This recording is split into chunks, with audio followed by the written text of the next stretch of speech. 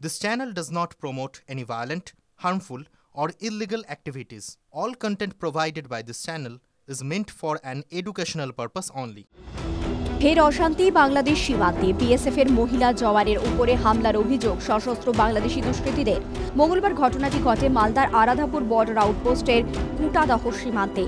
জানা গিয়েছে, দুষ্কৃতীদের অনুপ্রবেশ রুখতে পরপর গুলি চালান ওই মহিলা জওয়ান।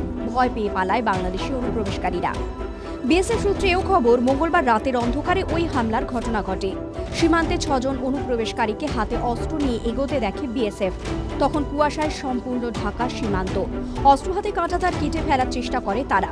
সন্দেহজনক আওয়াজ শুনেই এগিয়ে যান বিএসএফের 2 জন মহিলা জওয়ান। তখনই তারা 6 জন দুষ্কৃতীকে দেখতে পান, যারা ভারতীয় ভূখণ্ডে ঢোকার চেষ্টা করছে।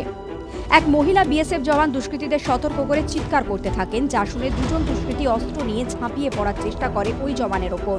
তখনই পরপর গুলি ছোড়েন ওই মহিলা জওয়ান। ভয় পেয়ে অনুপ্রবেশকারীরা কাঁটাতারের নিচে যাবতীয় ধারালো অস্ত্র ফেলে রেখে অন্ধকারের মধ্যেই বাংলাদেশের ভূখণ্ডে পালিয়ে যায়। আরও জানা যাচ্ছে, এই ঘটনায় কোনো অনুপ্রবেশকারী জখম হননি।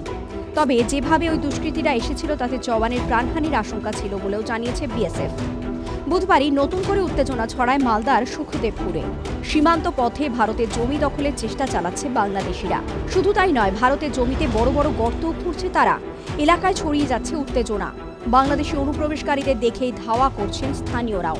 পরিস্থিতি নিয়ন্ত্রণে ছুটে যায় সীমান্তরক্ষী বাহিনী। টিভি9 বাংলা ডিজিটাল।